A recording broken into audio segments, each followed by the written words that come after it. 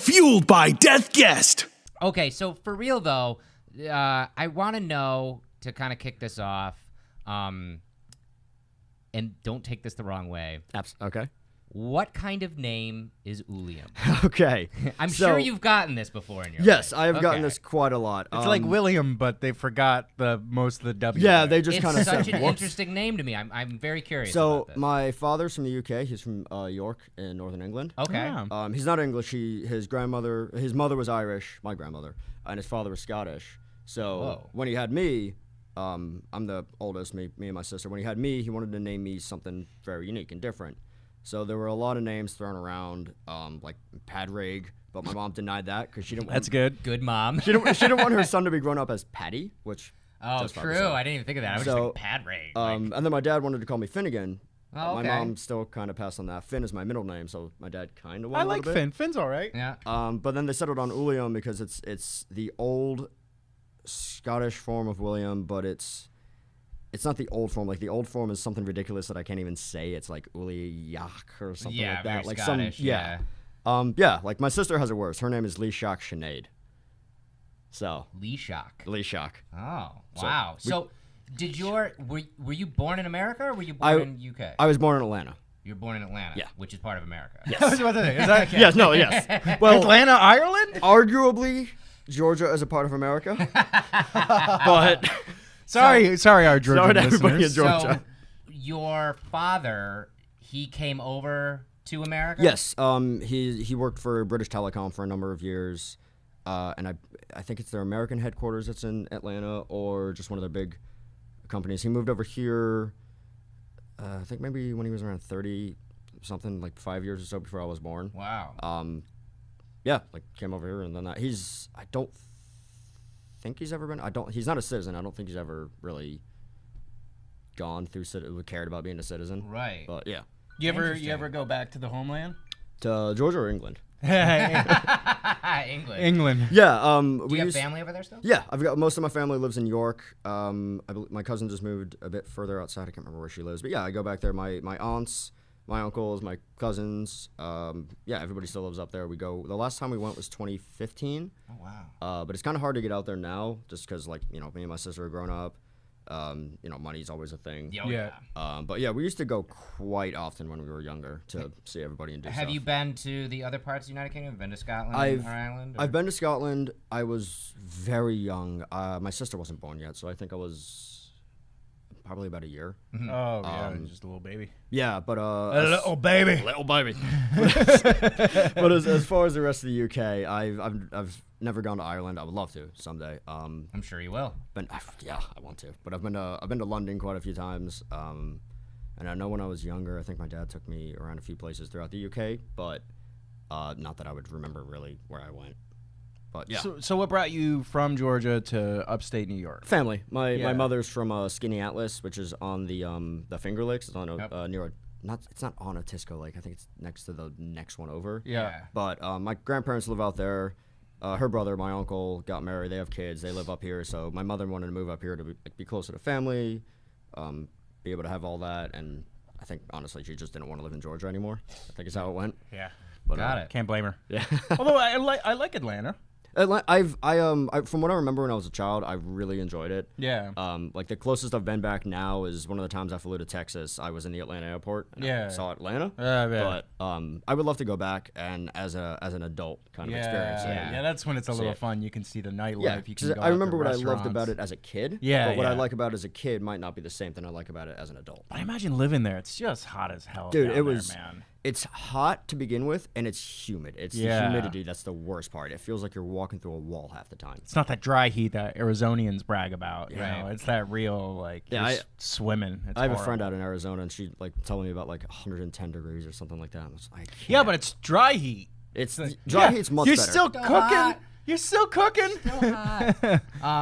Okay, so you come up to this area, and you are now one of our premier production workers, and we're going to get to that in a minute. Sweet. But before you started working at Death Wish, what did you do before this job? Directly before or far back a bit? Let's say directly before. Directly before I was unemployed. Right. That's why I The stuck best question. job. Yeah. Yeah. So how about before that? Before that, I worked at a bookstore in Saratoga Springs. Okay. Oh, cool. I worked. You guys know it, Northshire. Yeah. yeah. I worked there for a bit less than a year. Mm-hmm. And I left for many reasons. A lot of the reasons I left, I needed to have time to myself. I Yeah. just needed to get out and just kind of. It's funny. I was unemployed before I worked at Death Wish as well. I thought you worked at Espos up until. No, I quit Esperanto. Oh, really? Yeah. Okay. I was probably about 6 months out from work from when damn. I left, because I left Esperanto, and then I went to Colorado for Oh yeah. Okay. 2 or 3 months. I don't Yeah. remember. And then when I came back, I was like, yeah, I'm not going to do anything for a while until I Yeah. really figure out what I want to And do. it's also like being unemployed. You start it to begin with, and you're like, thank God I have time to sort out whatever mental problems you got going on, whatever physical things you just want to relax and hang out. Yeah. And then you get stuck in a rut of like, oh, I'll look for a job tomorrow. I'll look for a job tomorrow, and you just Yeah. keep going. Yeah, luckily for me, it kind of just worked out the way I wanted it to. Because when I came back, I was like, I'm going to be unemployed, but these are the things I'm going to focus on. And I had my plan of attack. It's I'm going to see my friend be healthy, because he was dealing with stage 4 cancer. Yeah. I'm going to play Fallout until my eyeballs fall out of my head. Was that Fallout 4? Yes, it was Fallout 4. Yeah, I did the same thing. And I'm gonna do jujitsu. Okay. And I was like, I'm just gonna fill my time with that. And then I got to a point where it was like, well, I feel bad not being employed, and I could use a little extra cash, I guess. And I was actually having dinner with Eric. It always works this way with Eric. That's Eric how I Donovan. ended up. Yeah. Yeah.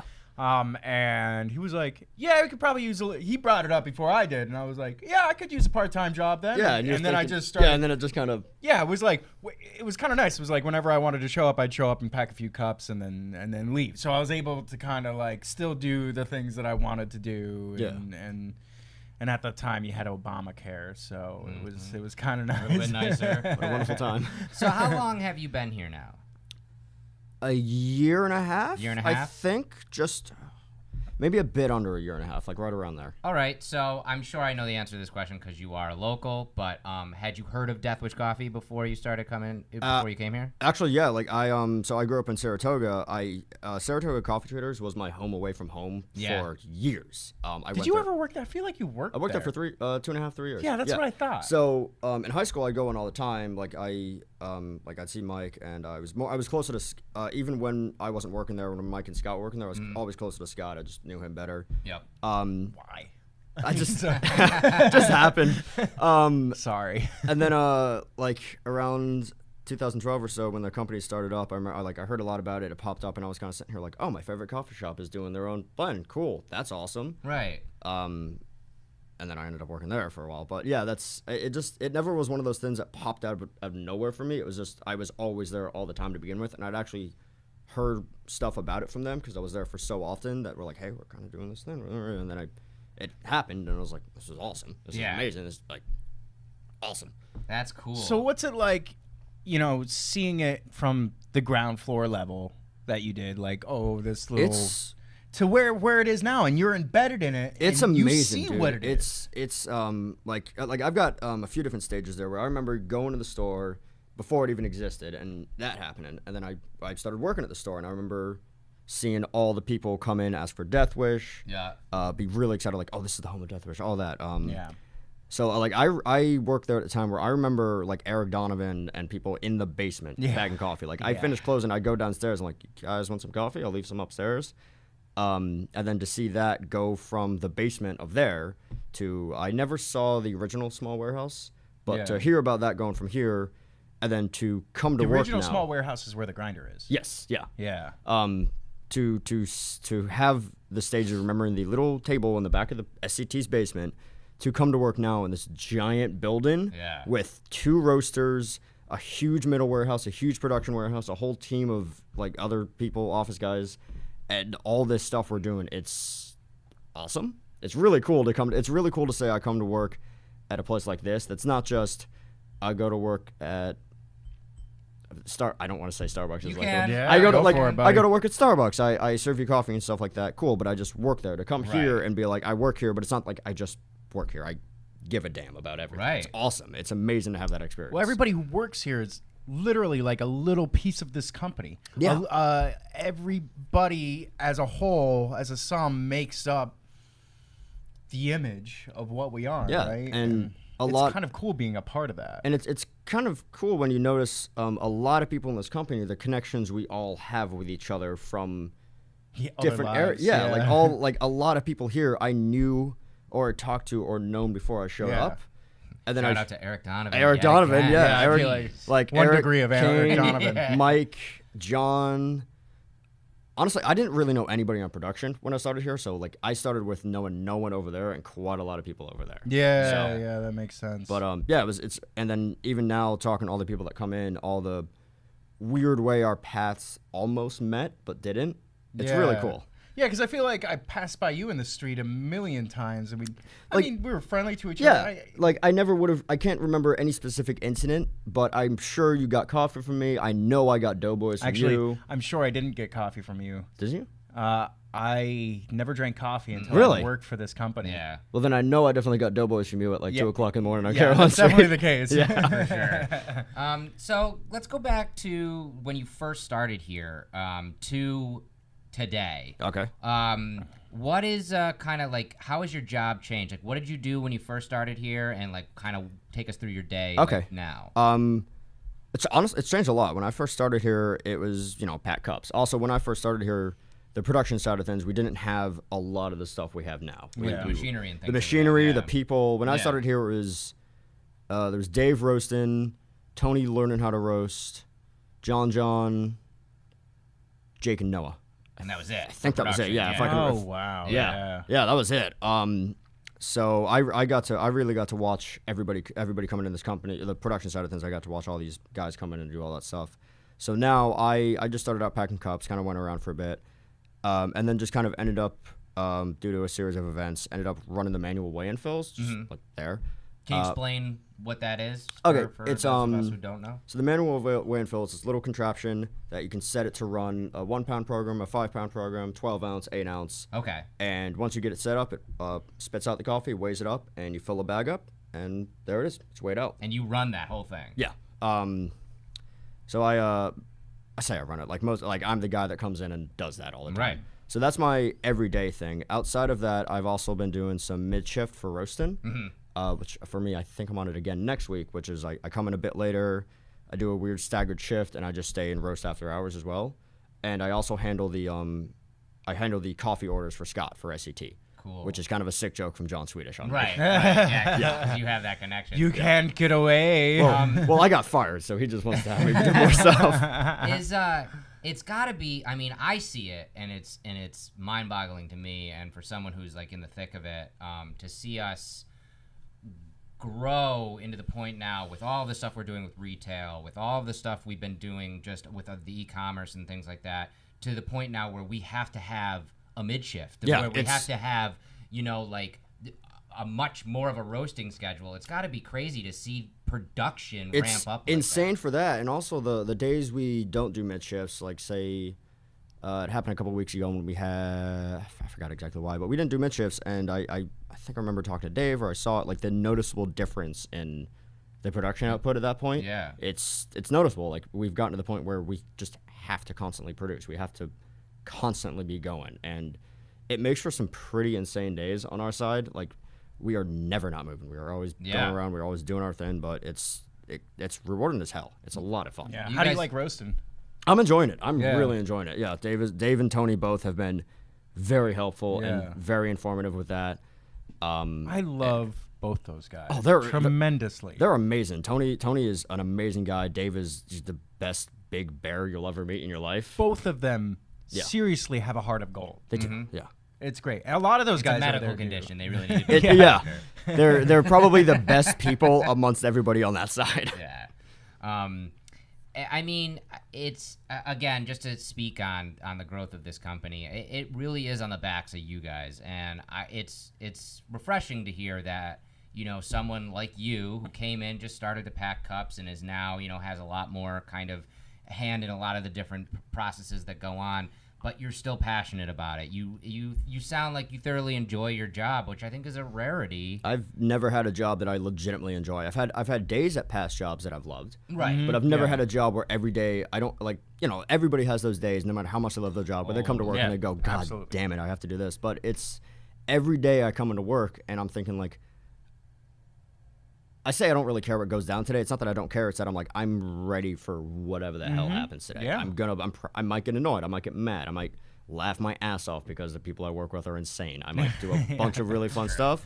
Or I might just have one of those quiet days where everybody's just kind of like, all right, cool, let's get our stuff done. But every day is not necessarily the best, most fun day ever or the worst day ever. It's just every day I come here is just such a good feeling to have. Yeah, I generally sense a aura of content coming from you at a pretty consistent basis. It's taken a while to get there, but it's like I for all of us. Yeah. And we're lucky, and that might not always be like that. Oh, yeah, we have to cherish those moments. Everybody has to cherish those moments where you're content. Yeah, because life goes up and down. I'm 24. I didn't go to college. I dropped out of community college. I expected for a while I'd just be working like weird jobs here and there and there. But now I have an opportunity with this job where I'm like, oh, crap. Okay.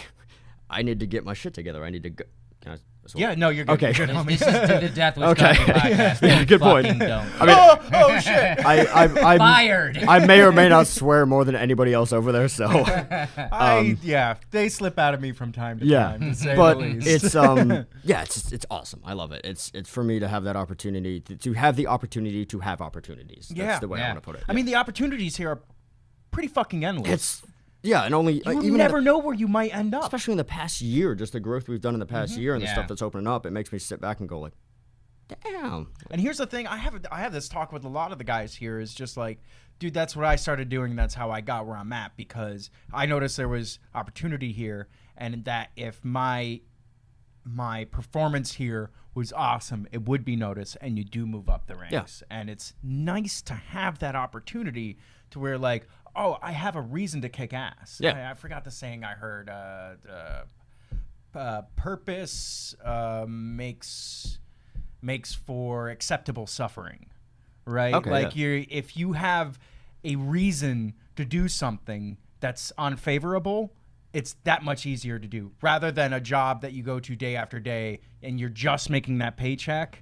It's much more difficult to take on any kind of suffering that you might run into. You're just putting that latte on the counter. You're just renting out that book. You get to a point every day where you're just like, what the hell am I doing? Right. And there's nothing that's going to happen from that. Yeah. It's not like, oh, dude, if you're the best book salesman, you're going to be Northeast manager for... It just doesn't really work like that.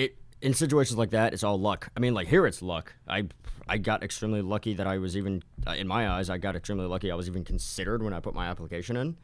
But, here we are. Here I am, so it works out. And you have a great attitude, even in the face of, I think you and Noah both are vying for the production punching bag title. Oh, Noah Jesus takes Christ. I mean, damn, man. I see them make fun of Uilliam. I put myself in that situation a lot. Granted, like, for me, like, work is kind of like, I just goofy, whatever, have fun at work. But, yeah. Don't talk to Dave. Oh no. So on the other side of things, another thing we like to talk about with employees here is when you're not in the thick of it and you're not here at work. I know you have some pretty interesting hobbies. What do you like to do for fun? Well, straight off, my two big things are books and video games. Books and video games. I love it. You're on the right show. I'm also, I have for years, it's what I did go to community college for, but I dropped out because school is not for me. I like to write a lot. I guess that just kind of comes from reading a lot of books. Yeah. And just general, I guess this sounds weird, just generally like being outside. I love being outside. Like where I live in my apartment, there's a big ridge right in front of me. And you can go up in there and walk through all the little trails and go out. That's awesome. I'm due there all over the weekend and stuff like that. I thought you were going to say, right in my apartment, there's a hole in my roof. So I'm generally outside all the time. Gotta talk to him about that at some point. So let's go back to books. Okay. Favorite books. Either favorite books or favorite writers. Okay. I'm a huge fantasy sci-fi. Like I read a lot of everything. Yeah. I'm the kind of guy that I'll go from reading a political book to something by Alexander Dumas to something by Tolkien in the same week. But my books on my shelf that I really care about are my fantasy collection. Like, I am a huge fantasy nerd. From, I guess, I think that kind of stems from, like, my dad, quite honestly. That's cool. But yeah, absolute huge fantasy nerd. Same here, man. Yeah, dude. no, Yeah, we've actually read a lot of the same books. We one of the first times we really talked at one of the Angels on the Force shows. Yeah. We ended up talking about, like, Wheel of Time and a bunch of other stuff and just going, Yeah.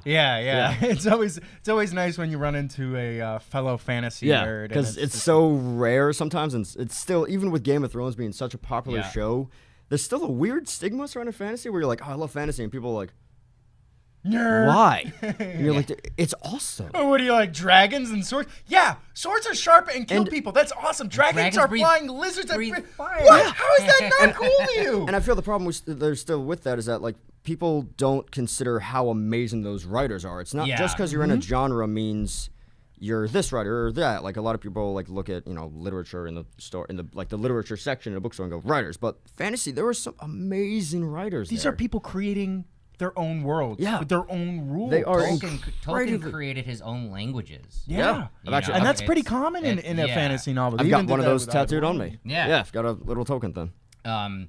Okay, so the other side of it that I know Dustin and I also are big fans of video games. Oh, yeah. Favorite genre, favorite game? Okay, so RPGs. Okay. Hands down. Win-win. Win-win. God damn, if we're going to ask me to, like, say favorite games. At the moment. You don't have to. I know that's hard. Like, definitely The Witcher 3. One of the best games. Oh, God. It was I've tried to play that twice, and I've not been able to get through it. I played it right up until I got to the last boss, and I was like, yeah, I'm good. I didn't need it.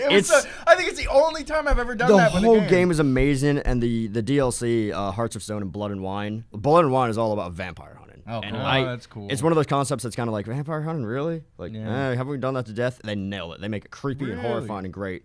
So yeah, like Witcher, I'm a big fan of Elder Scrolls. Morrowind is I'm currently knee deep into Elder Scrolls Online. Oh, cool. And slowly losing my life a little bit with that game. I have never put Skyrim down since 2011. Oh, God, Skyrim. I haven't. It's crazy that Skyrim's so good. I still play it. These are the games that I've always wanted as a kid. Yeah. And then they keep coming out, and you're like when you're like 10 or whatever, you're playing whatever the hell, and you're like, oh, I wish this game had this, or I wish the game had this. And now I'm 24 and I'm playing this game. I'm like, oh shit, 10-year-old thought of me. Yeah. Damn. All right. Yeah. It's incredible. So, okay, big nerd moment then. You're a fan of Elder Scrolls. You're playing a bunch of them now. They just released at this year's E3, finally, that we're going to get Elder Scrolls 6. It was just a little teaser. But at least we know it's happening. It's coming. It's probably still about 2 years out. I've just had it. We over there have been talking a lot about it. Okay, so I want your thought then. Where do you think, and I'm sorry for anybody watching or listening to this who isn't as big of a nerd as we are, but if you don't if you don't know the Elder Scrolls games, each game exists in a different, quote-unquote, area of the overarching world that exists in Elder Scrolls. And each overarching world is Daggerfall. Tamriel, right. So we've seen lots of different areas of this throughout the different games. The last one being Skyrim, where we learned a lot about that. It was like Viking style, Nordic. So where do you think Elder Scrolls 6 is going to go? I have to go with what we've seen in the trailer. It was just like I think it was like 40, 50 seconds long. Yeah, it was just over the mountains, and you see like a little town, and then they just say. And they didn't give us a name, so like the areas we haven't gone to, I don't think they'd go back to a zone they've done before. Unless it's in the story. But yeah, we're not going to be centered like in Morrowind. Not counting Elder Scrolls Online because they go everywhere. Right. But with what we've seen in the trailer. And with what I really want, I really hope it's elsewhere. Yes, because in the trailer we see like some mountains, a lot of greenery, and there looks like savanna plains in the background. And elsewhere is a land of elsewhere is like Tamriel's Africa. Right. And the Khajiit are so freaking cool and so weird and alien, and their culture is so awesome that. Could you explain the Khajiit to the? So the Khajiit are a bunch of like humanoid cat people. Yes. Yeah. And they've got a really weird culture behind them. A lot of them are nomads. When you see them in game, they kind of just wander around and sell you stuff. Yeah. And they're just kind of cool. But kind of gypsy-ish, right? Yeah, they're kind of gypsy-ish. And what I loved about Romani. What I loved about the last game, you can play as any race in the game, but when you pick a Khajiit, the entire game, doesn't matter what you do in the game, doesn't matter how you align your character, the entire game you're dealing with racism the whole time. They do a great job with that. Like, people constantly are like, Khajiit, get out of here, you know, like, or like talking down to you because there's this air of mystery about this type of character. In that game, the only time you really see them are when they're in like little camps outside of the okay. That's why I like to lock that fucking door. Go on, though. Go on. The only time you really see them in Skyrim are when they're in little camps outside the gates of cities, and when you talk to them, they're like, "Yeah, they wouldn't let us in. We got to stay here. So you know what? You don't want to buy stuff? Yeah. Okay. No, so I'm excited for that too, and it sounds like you like the same types of games that Dustin and I do. Yeah, they're Except for you were hating on Destiny 2. Oh, Destiny 2 was a travesty. It was. It's weird. There's this group of elitist motherfuckers that are like, Destiny 1 was better than Destiny 2, and it's like, Destiny 1 was really? not necessarily better, I don't think, but Destiny 2 did drop the ball on a lot of things that they had nailed beforehand.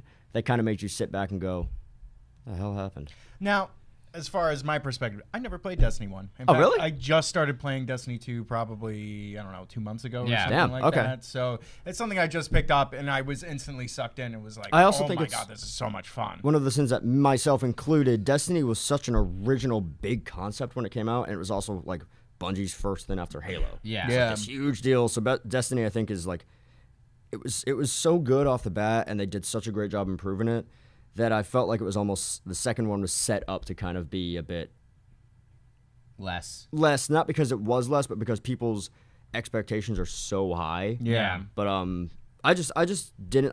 And also I don't know if I was burned out after the first one. Yeah. If I just didn't enjoy it as much because of that. I mean, that game sucks so many it's- hours out of your life. It's insane. Oh, I'm gonna upgrade this, or I'm gonna get my level up just this bit so I can do. Oh They God, make there's like you 10 just hours of crawl. crap. They just crawl through that game, and So I it's love video like games. it's so. Yeah. And this is what I heard about the first one in particular. It's so challenging, and they make you figure it out. They do not lead you to the water whatsoever, Right. but you have to drink. It's crazy. Some of the raids I came very close to hating some close friends of mine. Yeah, it's crazy. It was almost really bad. Oh my It's God. crazy. That's You crazy. better pick your clan wisely, Yeah. friend, because you have to deal with them. Yeah. It's crazy. And all their It was- inadequacies. It was Oh, just man. it's painful too if you mess up in that, and like instantly you messed up and everybody else knows you messed up, and you're just sitting there like, I'm glad they can't see settle me down right there. now. Yep. So, going back to the company, Okay. a question I like to ask employees, because getting people's perspective, I think, is important. You've been here for a year and a half. You've known about the company before that. You've seen it grow from the basement to where all the things that we're doing now. Is there anything that you think we haven't tried that we should? Any area that we should be, maybe go pushing the brand towards, or something that we should come out with that we haven't tried, or World domination. world domination? You don't think we're trying I that? think we're okay, let's do working it. towards there. Yeah. Honestly, I don't know. I that's not on my radar half the time. Yeah. Like I'm more I'm like working on what I'm doing every day, doing that stuff. But I think what we're doing now with this and with a lot of the other stuff we're doing, a lot of the different people we have here with their different goals and everything, a lot of steps are being made right now to do some really cool things, and just continue with that and just keep going. This is also not an area where I really know too much about. Yeah. So I feel like anything I could suggest may not be. Well, it's not something I've thought about Well, particularly I'll tell much. you something that kind of stems from what we were just talking about, and it's something that I've been working towards trying to get us into this realm a little bit more, and it's been a slow process. Is but it space? It'll be Space would be awesome. We're doing that, but in video games, I think there's a big market Giant for market. us to kind of work with people who are in the Twitch community, who are in the video game community.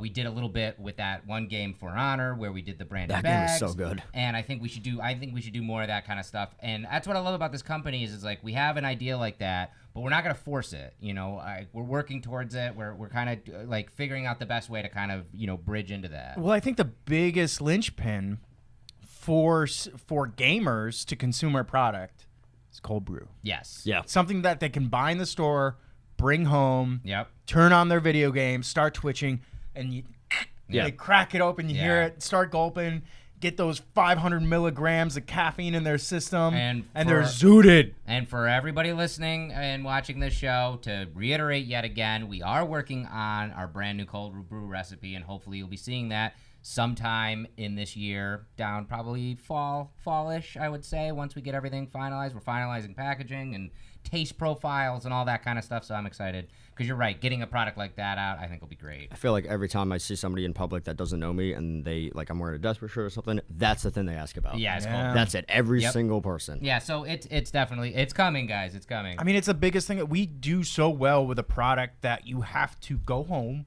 and prepare. Right. Yeah. It's not something that you can just buy in a store and directly consume. And cold brew changes that game. Cold brew is, and it's also just so good. Yeah. And when you're specifically a strong coffee company and you're working for that high caffeine and competing in that energy drink realm, I mean, it's a no-brainer. Yeah. It's a no-brainer. Okay, so the question we ask everybody on this show, and from someone like you who we know, you love coming to work, you love this job, you believe in this company, you have a great attitude about it. What fuels you to keep doing that? What fuels you to keep coming back here every day and keeping your head up and having that good attitude? I feel like the first part, it's kind of like two parts. I feel like the first part is something like every person on here has said, the people I work with. Yeah. Not just the people I work with directly on production. Like we got John, CJ, Noah, Joe, John, Dave, Tony, all the others I haven't mentioned. I'm sorry. And then even like everybody over in the office that I don't work with directly, everybody here is just so cool. And everybody's so great and just passionate about everything that it's just not so you, great. Jeff. Not you, Jeff. My mom said I was cool. She lied. Exactly. But it's just to come to work and see everybody and know every person here. I can have a great conversation with. Have a great, like when we have the events where all of us are outside of work, like eating dinner or something like that.